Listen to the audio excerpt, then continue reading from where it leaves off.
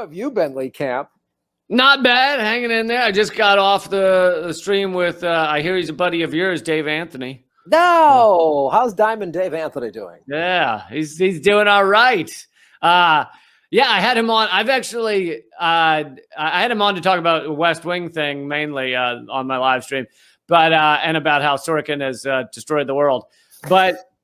But I've never actually met him. He and I have never crossed paths before. I just, when I was listening to West Wing thing, and I'd heard his name before, I was like, this guy sounds a lot like me. Yeah, I've known Dave for probably 20 years. We co-produced with another guy the Los Angeles Podcast Festival together. So I've known Dave for a long time. And then, you know, his show, The Dollop, started to get big. And then when I started doing this show like over 4 years ago, and Jimmy started doing live shows, Dave was like, "Yep, I've been a wacky lefty socialist this whole time. Let's so it's we like, you know, we just call each other." So he was keeping it a secret, huh? He was finally outed. Yeah, he was outed. And then now we just call each other periodically and talk about predictions of when America is going to collapse. Basically, is how it goes. What's the over under? I think the over under is about 9 months. Good. So, but then there's this new bet that's popped up that we're both like, I don't know if there's going to be this like big event like America, market crash thing. It might just be America slowly sort of limps along in just apathetic decay, not realizing that they're living in a collapsed country, thinking it's still, because they're told it's the greatest country in the world. Like people just are not. They're going to go, yeah, there's more homeless and there's shootings every week and cops aren't held accountable. And yeah, I increasingly think it's like a slower decline, but slower is relative. Like it could take 50 years, but 50 years in the history of even when you just talk about various genres of humanity, empires, 50 years is like a blink of an eye. But to an average human life, it seems like, we've been going downhill for 50 years now. Yeah, you're right. On a like historical timeline, it's like America was completely decimated in 2075, and you're like, did you know that I think so I'm not quite sure I have the dinosaur types right, but I think I have it right, that the Triceratops is closer to us in time than it was to like the T-Rex or something. Meaning dinosaurs were on the planet for like over 60 million years. Like modern human civilization has been here for like what, 100,000? Like we are a tiny speck of dust even on the history of just this planet. Yeah, so you're right. Give or take 50 years, I don't think it's going to matter whether this. I mean, so what's your over under on the human race? Oh, I'm going under. Just under. Just bet under. No matter what, just bet the under. I mean, this is one of my theories, and I think this absolutely goes under the category of a government secret. One of my theories on, the Fermi paradox, where are all the aliens? It was proposed by a famous physicist who worked on the Manhattan Project. But he basically said, we know there are more stars than grains of sand on the Earth's beaches.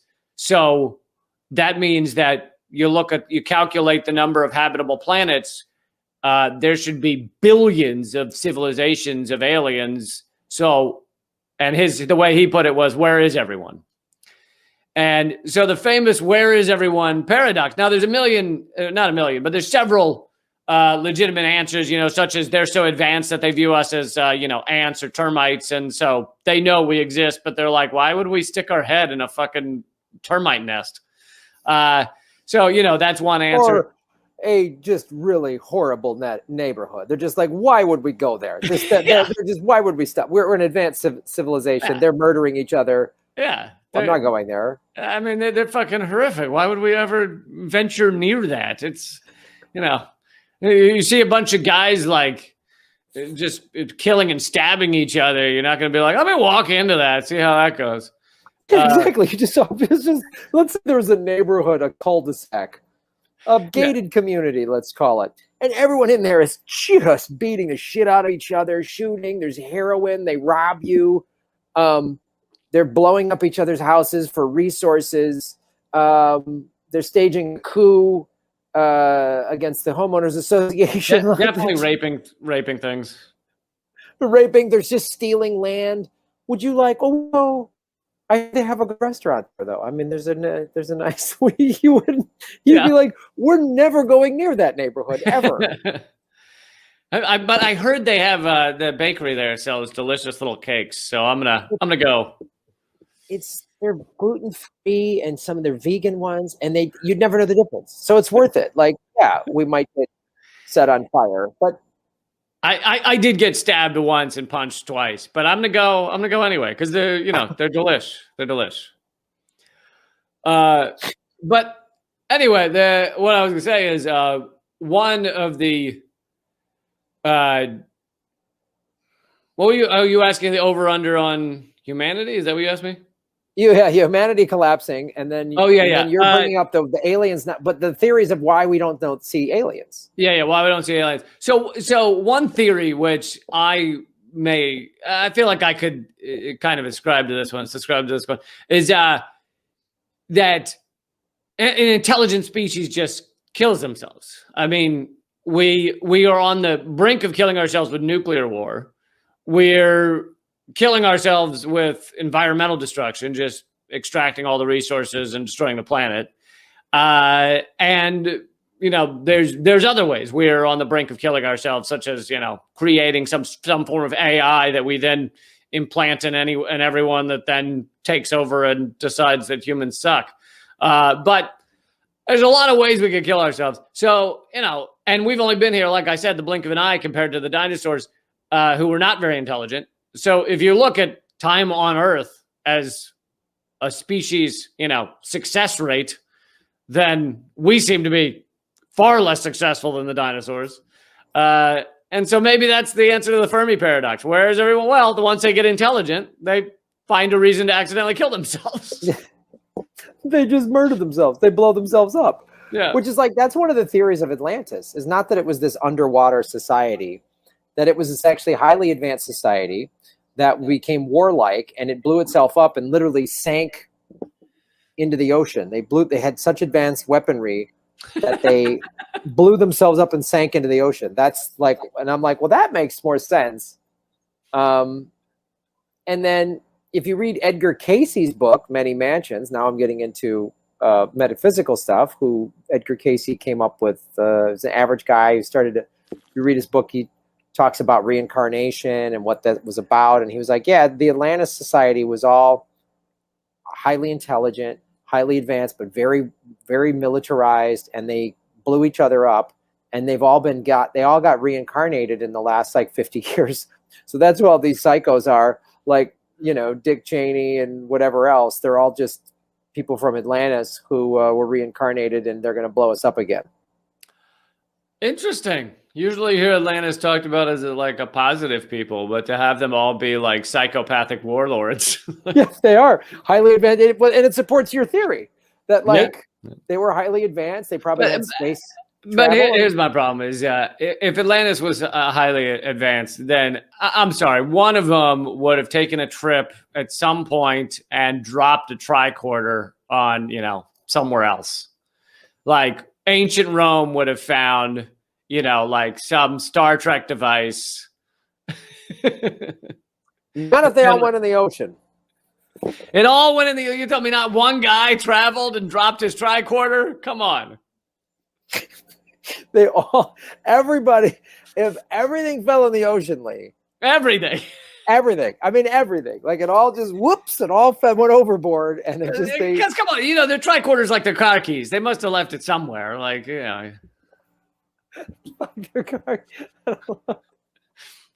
Yeah, I mean, no, they just blew each other up with their dilithium crystals, and then everybody, that was it. There's nothing left. Has anybody seen my dilithium crystals? I had them here. They were shit. Where are my dilithium crystals? I had them. Did you? Oh, honey, Mabel. Did you drop a tricorder in the ocean again? Like they're. Oh yeah, I'm telling you. I mean, it's at some point over the history of the past 100 years, someone would have found a dolphin with a tricorder stuck in its blowhole. Like it would have happened. What if though this is my big pushback? What if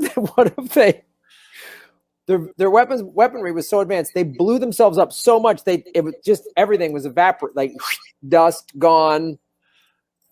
And so and the guy who left the tricorder in Italy, that it just sucked the tricorder in too. Yeah, everything got the whole planet just got fucking turned to dust, turned to just cooking flour, just gone. So there is no mechanic or no dolphin with a tricorder in its blowhole. I mean.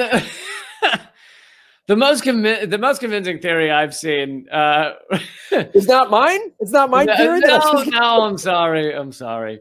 The most it's not mine. The most convincing theory I've seen was, and I know he didn't come up with it, but Rob Riggle hosts some Discovery Channel travel show where he went to. It was once an island off of like Greece, but it was blown up in one of the largest volcanoes, like a caldera type volcano that doesn't leave a nice little volcano. Instead, it is so massive. It's what's underneath Yellowstone. It's so massive that it just destroys hundreds of miles of radius. And there was a society there in the little bit of land that remains after this. There was a society there at some point. And so there's a lot of people that believe that society was what people describe as Atlantis, and it did sink into the ocean because it was blown up in the largest volcano. See? And you're saying they had tricorders. That's what you're saying. But they all got turned to dust because of the big Yellowstone volcano. It all makes sense. If you really connect the dots on this one, it all adds up very much so. Yeah. I mean, I'm pretty sure buffalo were involved at one point. Yeah. It adds up. I mean, just this conversation alone is enough to make an alien species go, oh, these guys are idiots. I'm not talking about tricorders and dolphins. How long does it take for this broadcast to get to Alpha Centauri? Because they're just like, have you guys just listen to what they call it a podcast? They're morons. They're idiots. I'm not going to that planet. It sounds like idiots. But we should tell people that they are listening to Government Secrets, episode 37. You know we're a bit loopy when it takes 26 minutes to get to the name of the show. I have already, while you were off the air, I've alerted to everyone what the topics are. So I think we can commence, and we can start. One of mine is the first one I want to do is an update on something that I found out we covered on the first episode, which was the Russian Bounties story. But let's go with yours first. Oh, okay. Well, I think technically the Atlantis is a government secret. I think we should file it as the Atlantis tricorder as a government secret. And what exactly is it the government's hiding? That there's tricorders and blowholes of dolphins in their. Got it. I mean, if that got out, I mean, honestly, it's as insane as America is. And Americans are more willing to accept that than like the CIA killed JFK. Like really, dude. There are real people out there that think that the ruling elite are not just evil and greedy; that they literally are just like eating babies. And it's like how are you a real human being that believes that? It's like these are some fucked up individuals. But once you take it to the eating baby level. You've jumped the shark. You've jumped the dolphin blowhole. Yeah. Yeah, the thing I always say about that is like, you don't need to make what they're already doing. You don't need to add evil. Like, you don't need to add some demonic sci-fi. Just like, they're power-hungry sociopaths that will kill and blow things up for money. Like, they traffic children. That's evil enough. You don't need to then eat babies.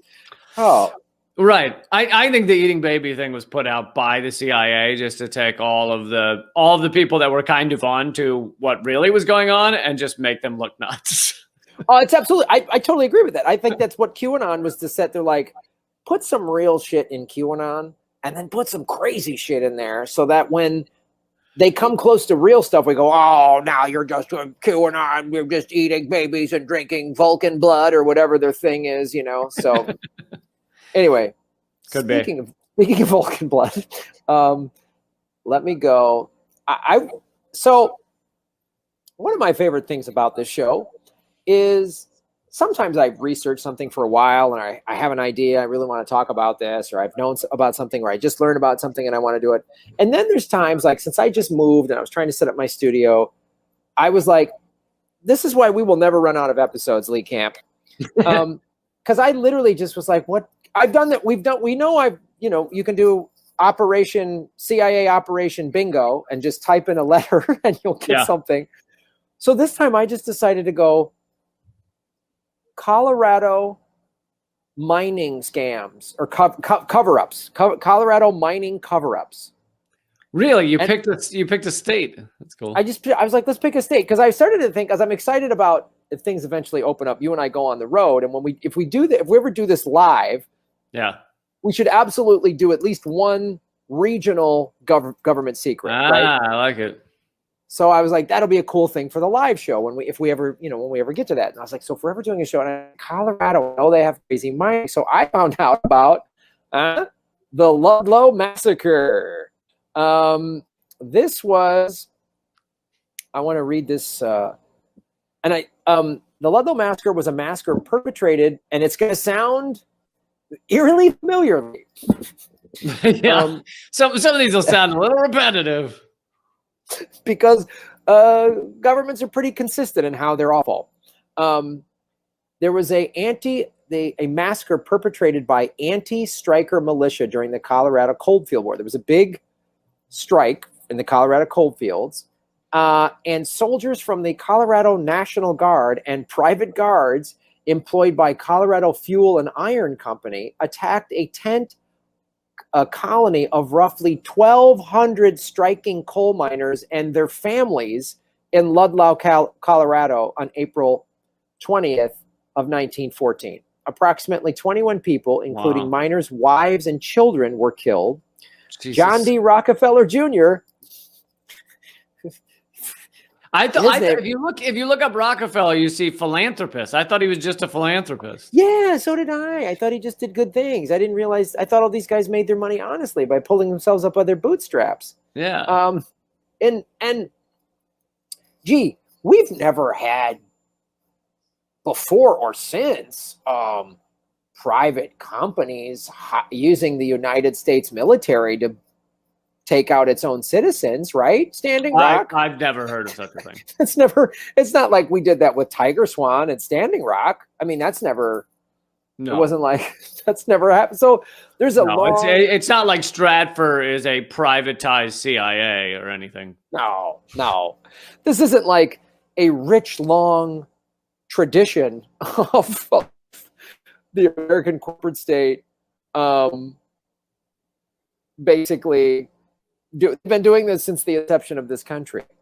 So our good friend John D. Rockefeller, and I'm sure we could do 15 episodes just on his family, who was a part owner in the Colorado Fuel and Iron Company, who had recently appeared before the United States congressional hearing on the strikes, was widely exonerated for having orchestrated the massacre. So listen, I mean, everybody's going to orchestrate a few massacres. Yeah, I know. Why do we like Elon Musk says, we'll coup who we want to coup. Right. We should be able to, We should be able to do what we want to say, how we want to say it. Whoops, that's not what I wanted to press. No, this one. You narcissist. Yeah, I just want. This is the whole show. Me, look at what I'm saying. So this is the thing that is actually great about this show, and the more I learn on this specific show, it's literally how it's the same pattern. So John D. Rockefeller, how did he get exonerated? Gee, take a guess. He just bought politicians the way you've always done, and you go in front of a congressional hearing, which we know is just a puppet show for the billionaires. Right. To make it seem like we have a democracy. Well, Congress exonerated him, so it must be fine. And this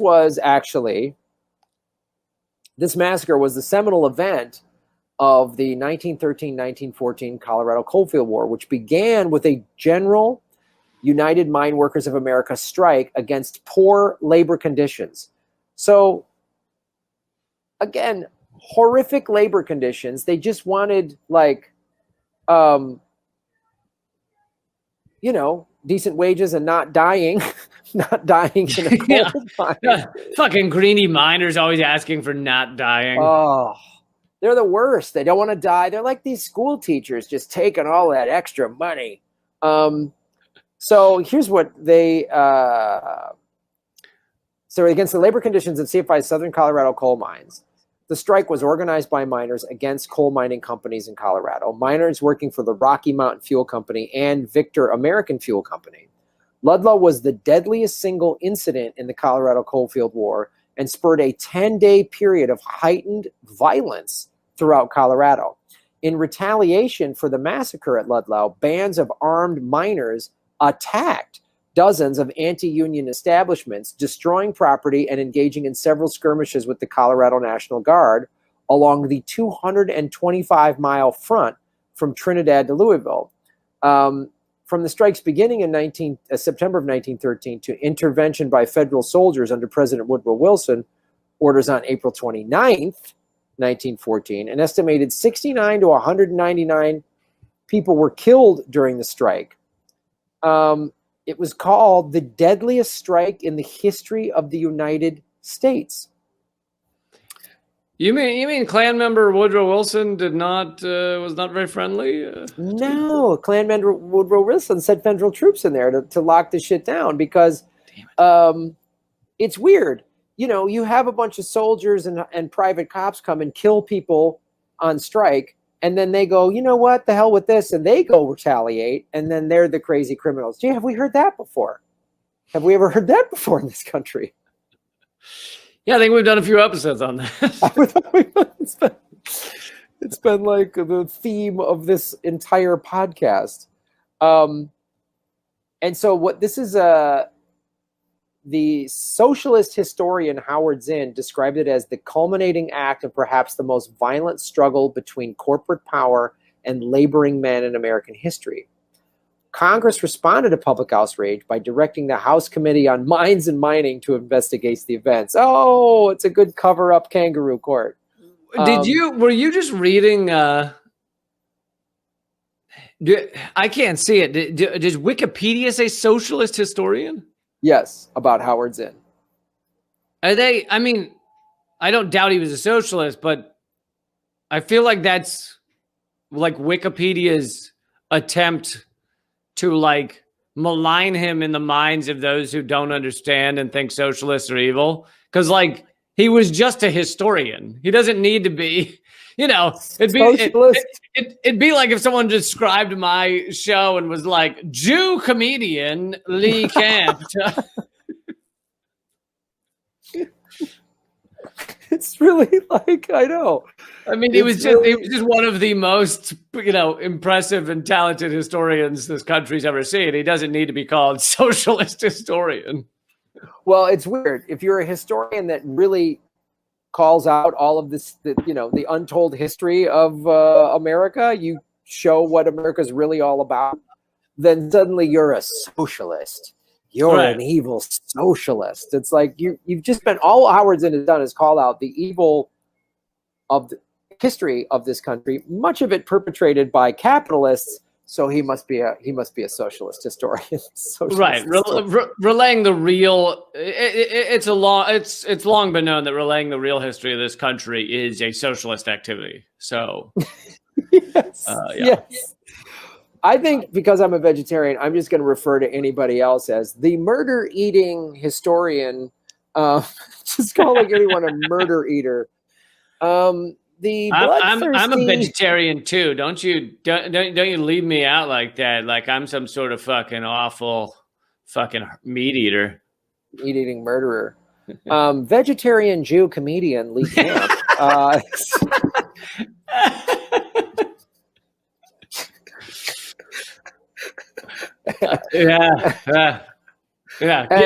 Guilty. Although it's even worse. It's vegetarian Jew atheist comedian Lee Camp. Oh, good Lord! That gets even worse because unlike those crazy Christians, once you're an atheist as a Jew, you continue to be a Jew atheist. So. And his co-host, godless hippie Graham Elwood, do their show Government Secrets. But so yes, this is Wikipedia. We must know that it is our good friends at Wikipedia, but they have more fun things to say about this event. So after in a report published by the Kangaroo House and Means Committee, was influential in promoting child labor laws and an 8-hour workday. So some good did come out of it. Well, that's it. Well, actually, we can just pause for a second. I mean, that's the thing. I think people should definitely walk away from this is not just the extent that corporate America and our government will go to crush workers standing up, but as Howard Zinn covered many times, it is that this country has a long history of workers standing up and getting murdered, massacred, having their lives destroyed, being arrested, and going through all of that to create the reality that we enjoy. I mean, the good parts of our reality that we enjoy today, such as, a 5-day work week, a 9 to 5 if you have it, healthcare if you have it, a workplace that doesn't have 6-year-olds if you have it. So it's like there's so many things that workers fucking fought so hard for. Many were killed, many were imprisoned, and we're erasing the history of those who did that fight. Yeah, it's unbelievable. Like, do people realize, like, people died so we could have an 8-hour workday. Yeah. People died. They died. They were murdered. They fought. They had to literally get into a gun battle, as we just heard, for a year, so that you could have weekends. That kids couldn't work in coal mines. Like, they had to die to get that right. That's how cruel these robber baron capitalists have always been. And now they're just on steroids. Now it's just like Bezos, what he's doing, and amazing that they voted down. It's amazing they voted that down in Alabama. I'm just perplexed at like how significant the propaganda is to like get people to vote against their own interests. Well, that's absolutely true. I did some coverage on that, and the Nation had a pretty good article. I don't know if it's going a little hard on it, but about how it was not organized as well as we might think, in that they failed to really let the workers know that the number of people that were supporting it, and obviously when you find out a lot of people are supporting it, you think it's safe to support it. They didn't go door to door because of the pandemic, which longtime union organizers say that like door to door discussions is where it's at. Like that's how you actually can talk to people and not have the all-seeing eye of Amazon standing over them. There are a lot of things that kind of got in the way, but there's also a lot of good to take out of it, such as the fact that it became a national discussion. Yeah, it's I am glad it's a national discussion, and I hope more people just go, well, we gotta fight, and we gotta do this in our state, and wherever there's Amazon, people should be doing this. And to get back to this, the massacre site is now owned by the United Mine Workers of America to erect a granite monument in memory of those who died that day. The Ludlow tent colony site was designated a National Historic Landmark on January 16, 2009, and dedicated on June of 2009. Subsequent investigators immediately following the massacre and from modern archaeological efforts largely support some of the strikers' accounts. Man, I got to go and get my souvenir mug. I mean, yeah, this is one of those stories that, like you say, it's important to, again, it was important in getting child labor laws and everything, as we just said, that came out of the 1915 congressional hearing. And it should be relevant today. That's the egregious crime that socialist historian Howard Zinn does of telling people about this stuff. Because I think that's part of the problem in how sophisticated they are with the propaganda. So one of the ways that they've done it, obviously, is they've rewritten history or just hidden parts of history, because Americans then have this notion of, wow, that's not possible, that'll never work, or that's never happened. And you go, no, it is. This did happen. This is possible. This is why we can fight for this today. And every time you bring up a historical reference to somebody of like, no, actually this happened, they did this or this, people go, oh, like, all right, well then we can do that, and, or even just what you're talking about, that article in The Nation about the Alabama strike not succeeding, is they didn't do certain things and get people involved. And people should learn about this Ludlow massacre and all of the laws that were passed out of it. And also the other thing people really need to understand, you need to study the tactics of the corporate state. They are the enemy. So you need to read The Art of War by Sun Tzu, and then you need to study the tactics of them and realize that they're not going to play fair. They're not going to play nice. They're going to be awful. They're going to do awful things, and prepare yourself for that. They're going to lie a lot.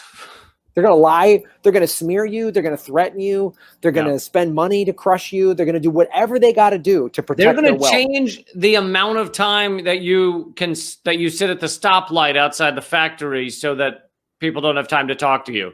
That's what Amazon did. They got the city to change the amount of time the stoplight held cars outside the factory, because that's where organizers were speaking to people. Jesus. Yeah, and that's why it's like, when you hear that, that's why you have to get these direct actions that we're going to take today for whatever need to be creative and sophisticated. Again, I referenced the Wall Street bets. That was like genius. And like the kids on TikTok or whatever buying up the tickets in Tulsa for Trump's thing, like just stuff like that. Yeah. And so if you're going to get involved in a labor strike against a company like Amazon, like, let go of any delusions that they're going to play fair, and think like a criminal. Think like a detestable, maggot-ridden corporate asshole, and go, how do we fight? How do we fight this? And what tactics are they going to use? And what can we use to outsmart them? Because they're hoping that we just keep with the traditional forms of organizing. Get a group, get an activist, and they'll infiltrate it. They'll get everybody fighting with each other. They do that. That's what the intelligence community does. And they're basically an arm of the corporate state. So you've got to get creative. And that's what it's going to take. Yeah, I think that's all absolutely true. I mean, another theme of this show is any awful, shitty thing that you think corporations or the government, which, nowadays they're basically one and the same. Any awful, shitty thing you think they'd never do that, they'll do that. Like, and anytime you're like, they would never hold up medication that's going to Venezuela for children and the elderly just because they dislike Venezuela. No, they would do that. They will do that. Absolutely. Yeah, they'll sanction countries like Iran and Venezuela during a pandemic. Absolutely. They did it. So that's the Ludlow Massacre, government secret. All right, man. This may be the only one we have time for, but I am cool with that. But I like it because it's a an update on, and I was looking back at our topics, and this was the topic on episode 1. Oh, by the way, Graham, if you hit the private chat, I gave you the link to the article you can pull up if you want. Okay. So we talked about, on episode 1, apparently, we talked about the Russian bounty story. And even at the time, I talked about how ridiculous it was, how it was coming from fucking like anonymous sources in the CIA, and the idea that Russia would need to pay the Taliban to try and fight the Americans when the Taliban was already fighting the Americans. Like, it was so garbage. And it was within like a week of when Trump said he was withdrawing 10,000 troops from Germany and all the rest of the troops from Afghanistan. And it was just so see-through obvious that this was a bullshit story to have Trump keep the troops there and continue the Cold War, further the Cold War with Russia. And so we said, we weren't the only ones. There were other, great reporters talking about how this was phenomenal bullshit. Meanwhile, Rachel Maddow was literally showing images of soldiers on the screen that she said had likely been murdered by Russians or by Russian bounties. So she was acting like this had any legitimacy. So now we have our update this week. And this article is coming from the Daily Beast, which is not known for doing good work, but they're just reporting what the Biden administration said. The Biden administration has updated the U.S. intel community has backed off their claims that Russia put bounties on American troops. They have said that they have low confidence in these claims, low to moderate, which in intelligence speak means basically nothing, means it's a fucking rumor. So it's collapsed as like anyone who understands anonymous sourcing claims knew it would. And the Biden administration has finally mentioned this. But what's also hilarious, on top of just how stupid this makes so much of the mainstream media look, how fucking, they look dumb as journalists, but they also look dumb as just believing anything the government or the deep state says. But so not only is there that, but there's also the fact that in this statement, during this statement, when the Biden official said that, we have low to moderate, we're backing it off to low to moderate confidence. Within that statement, they also put sanctions on Russia for what they claimed were other reasons. They claim the reasons are interfering in the 2020 election, which we were told was completely legit, but now apparently Russia altered the election, but not well enough or something. I don't know. Wait. It's fucking insane. They hacked it just enough to lose some down ballot races to corporate Democrats, or how? They actually were only going after like sheriff elections and like school board, assistant to the secretary of the city council. Like, oh, Russia got their guy into comptroller. Like, it's really. Dude, nobody knows this, man. Russia owns all the comptrollers across America. Every fucking comptroller. They trolled us on the comptrollers, man. That's how they did it, man. They get control of the comptrollers, and then it's a house of cards. It just disintegrates. It just goes from there. Listen, our country's strong, but it can't handle a comptroller insurrection, all right? If there's a Russian school board, we're done. They're going to teach our kids how to just eat borscht, and then it's over. It's over. But so my favorite thing that the administration official said And this also was Jen Psaki. I don't know if that's the official. So this was a senior administration official. I guess they don't have the name that Daily Beast didn't. But Jen Psaki, the press secretary, said the same thing the following day. But literally backing off the claim. So, in human to human speak, basically saying, yeah, we have no proof that's true. And in the following sentence going, this information, this is a quote, by the way, on the Biden administration official. This information puts a burden on the Russian government to explain its actions and take steps to address this disturbing pattern of behavior. You just said there wasn't any. You just said it. You just said it. You just said we made this shit up. And now you're like, and now Russia, answer for yourself. Lee, I know I accused you of breaking into my home and stealing everything, and now I'm telling you we have no credible evidence that you even know where I live or broke in or stole anything. But you need to answer for this, though. Listen. You need to answer for the fact that there's now no evidence that you broke in and stole anything from my home, but that's still a little shifty. Listen, can we not at least say this is a disturbing pattern of behavior? I mean, them not doing anything? Yeah, can we not at least say that you breaking in here and stealing anything, even though I'll admit there's no evidence of that and I still have all my things, can we at least say this is a disturbing pattern of behavior? I just am a little leery of a country that A, doesn't hack our elections because there's no evidence and that's been debunked, and then B, is not paying bounties to kill our soldiers. It just makes me a little suspicious. I mean, it doesn't seem like they're really working very hard. So I want them to answer for that. Are you guys just sitting around or what?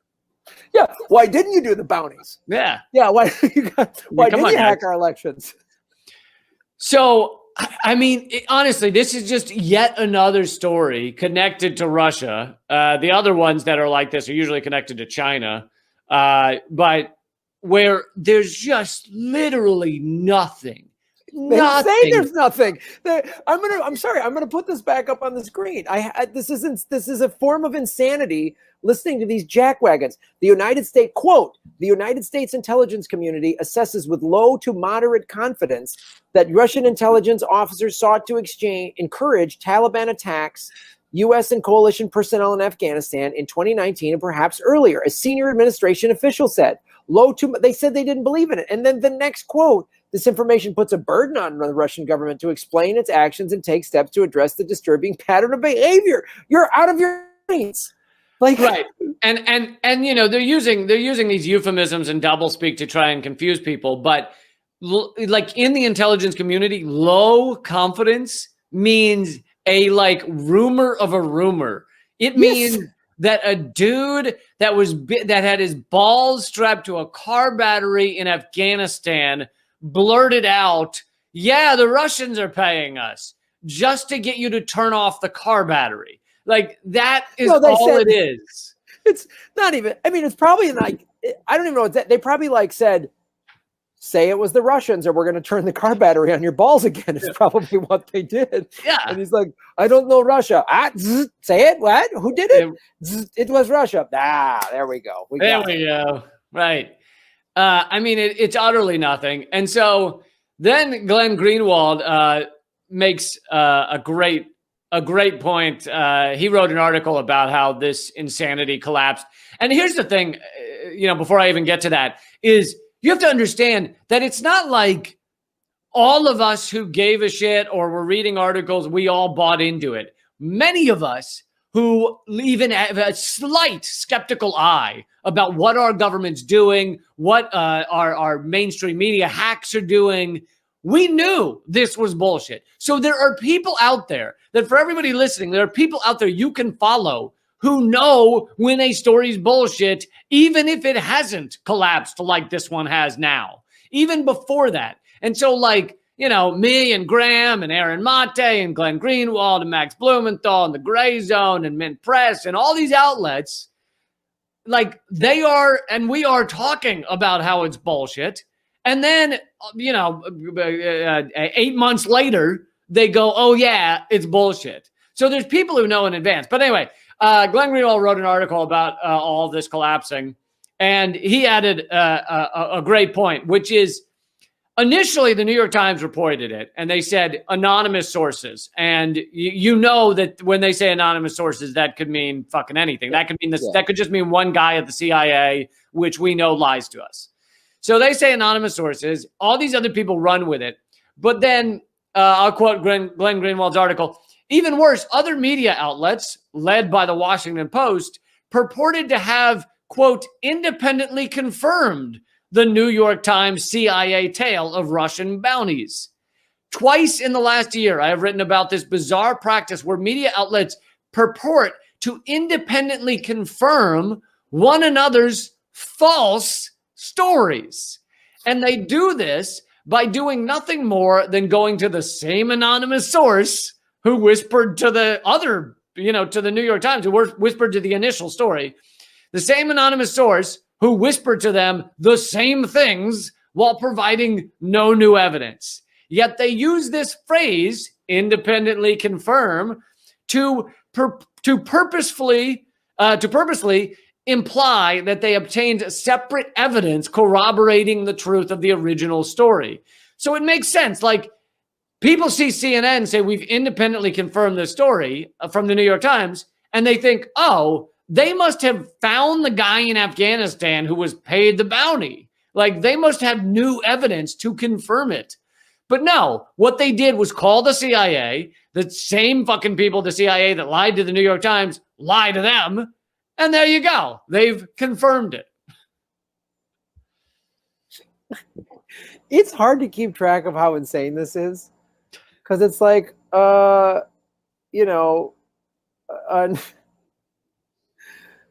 it's just a source of a guy confirms the thing from a dude. It just sounds, it really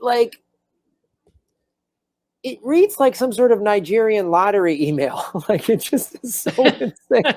And yet people just buy it. Like, if you read this, like, an unconfirmed source, who's the source? Someone that's confirmed, but an unnamed source. But who?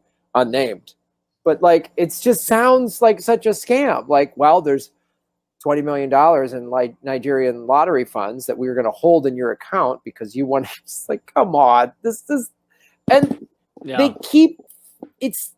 Did they even know they sound this crazy, or are they like, oh, most Americans don't care enough; they'll believe anything we tell them, or is it that arrogant, or are they just that dumb, or what is it?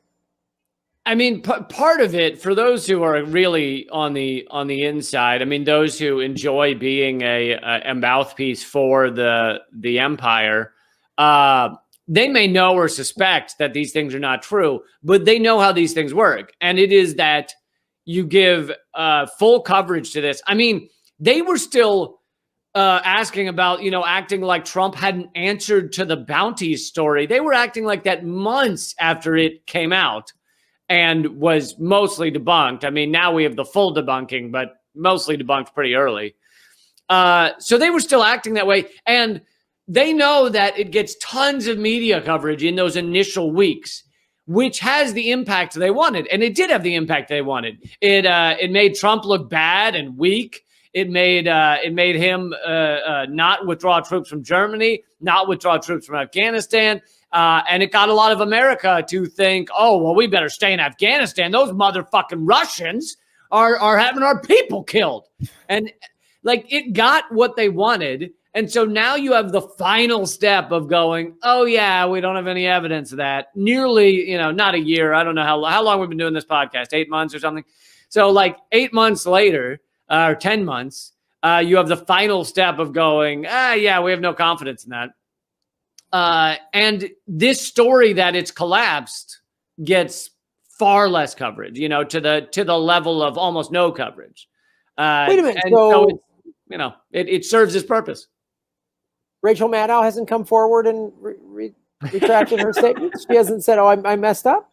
No. No. Glenn Greenwald goes into like Maddow and then Chris Hayes, where Chris Hayes tweeted, so in the article, Glenn Greenwald goes on to another story, which it would take too long to get into the details, but he goes into the Konstantin Kalemnik likely horse shit. I mean, some of these things it's tough to disprove. It's tough to disprove a negative, but or to prove a negative. But you know, the government claims that Konstantin Kalemnik, who was a translator, gave, you know, elite polling data to the Russians, or Manafort gave elite polling data to Kalemnik, who gave it to the Russian government, something like that. Anyway, Glenn Greenwald points out that Chris Hayes tweeted, "There was no collusion, just the Russians hacking Trump's opponent to help Trump and Trump's campaign manager passing campaign info to the Russians." Ha ha ha, meaning, you know, basically Chris Hayes saying, oh yeah, there was no collusion, except look at all this collusion. And it gets, you know, 5,000 retweets. And Greenwald goes, do you see what Chris Hayes did there?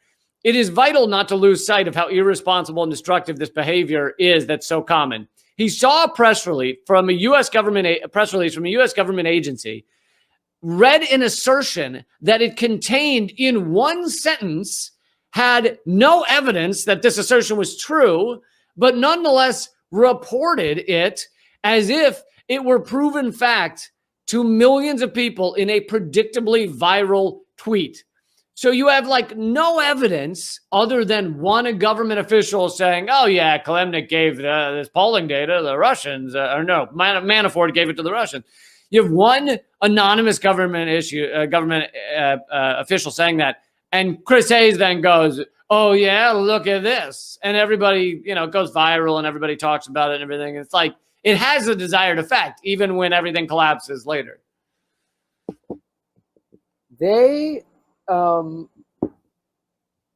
then of course they'll turn around and say, boy, you know, the state-owned media in Russia or China. And it's like, well, what are you? How are you? You're not doing journalism. You're pushing out State Department talking points that Russia's bad and they have to be, you know, blaming everything on Russia. Yeah. Like it's so convenient too, because now they just always have in their back pocket any election they can blame on Russia. Any outcome they don't like, they blame on Russia. Yeah. And, I mean, I think it's basically a slight semantics difference. Corporate America owns our government and owns the media. So the media is a bullhorn for corporate America. Therefore, it's a bullhorn for the American government. And people go, well, our media is not state-owned, not state-run. It's like, oh, really? What do they do all day? What do they do all day? And but I really ultimately, I hope they do an investigation about all the Russian controllers. Did you say the Russian comptrollers? Yeah, I want to get the Russian comptrollers squared away. That's really what we need to get to the root of this, and I hope Chris Hayes jumps on the ball for this. Oh man, yeah. I mean, it makes sense that if you know, Russian bots was a problem, Russian comptrollers would be second on the agenda. I mean, absolutely. Next they're gonna have the assistant to the secretary who writes down all the minutes of the meetings. Oh, you know. And once they own them, yeah, it's over. Forget it. I mean, if the assistant to the assistant secretary that's transcribing the minutes is a Russian, forget it. I mean, that will. I mean, I have reasonable intel. They're probably going to get a hold of the meter maids, and then what? You know what I mean? Russian meter maids, just Russian tickets everywhere. You're going to have to start paying in rubles. I mean, it's just going to be a disaster. Oh, yeah, absolutely. Which has got to be Putin's long game. Ironically, Saudi Arabia does own a lot of the parking meters in Chicago. The Saudi Arabian Wealth Fund bought up all the parking meters in Chicago, which means Chicago can't even like turn off their meters. Their meters have gone insane. It's like, you know, $8 for an hour or something, because they're trying to make a profit. And the Saudi Wealth Fund is, and they can't even turn off. They're not allowed to allow free parking even during like parades and shit, like massive, you know, St. Patrick's Day. They can't turn off the meters because they sold them for like 25 or 50 years or something to Saudi Arabia. That's got to be Rahm Emanuel, right? That had to be one of his deals.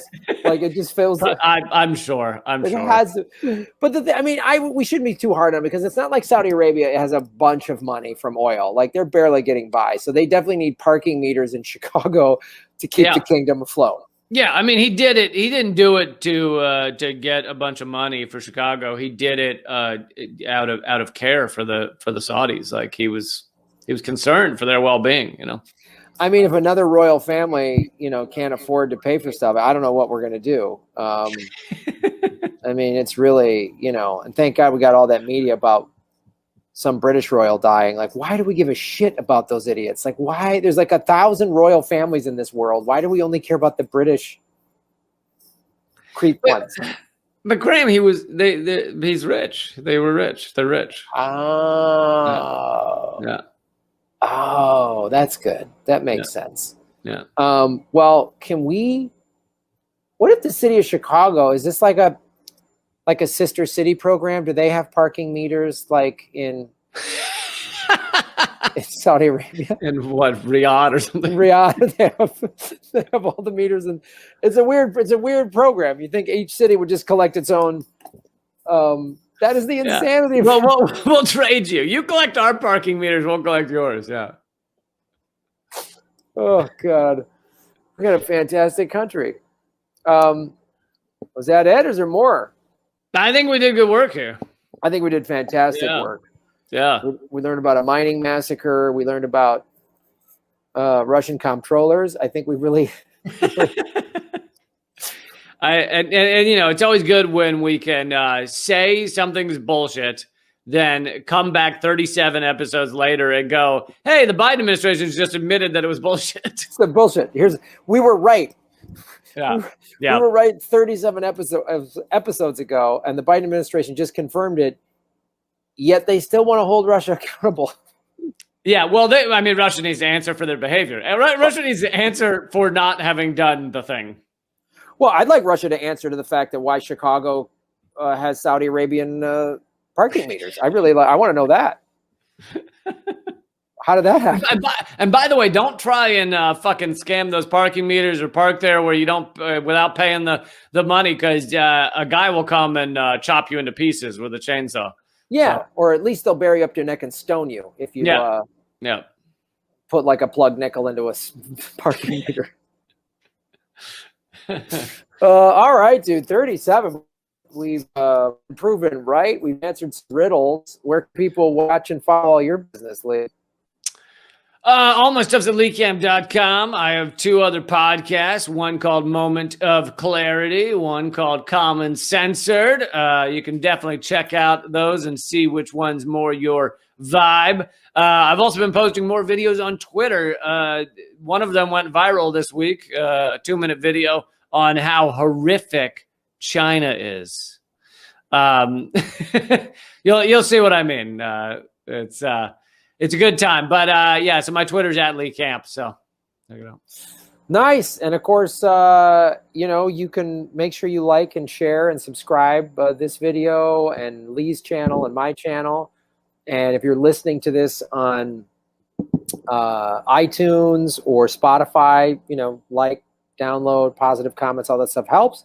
And of course, all my stuff is at grahamelwood.com. I'll be back having my studio up and running. So I'll be back live 4 or 5 days a week doing Political Vigilante. And of course, all my merchandise and everything, Patreon, Rockfin, all of that is at grahamelwood.com. So speaking of Afghanistan, my documentary, Lafghanistan, is available at rockfin.com/grahamelwood if you're a premium member. So you can see me go into a war zone. Really? I gotta check that out. And get money from the Russians to, that was a USO tour? It wasn't. Yeah, it was like that. It wasn't actually through the USO. It was through this other. It was a Mujahideen tour. I was actually working I was helping a Russian comptroller try to get votes outside of Kandahar. So it was really good. Yeah, it was a Mujahideen tour. They pay their comics better. That's why I went. You know, I was just there for morale, really. Just keep the Mujahideen happy. It's really good. Well, all right, buddy. This was a lot of fun. Thanks for I'm sorry for the tech issues in the new place, but we made it work. No worries. We're all looking forward to the Black Void coming back behind you. Yes. Talk to you soon, man. Hang in there. All right, buddy. We'll see you soon. Later.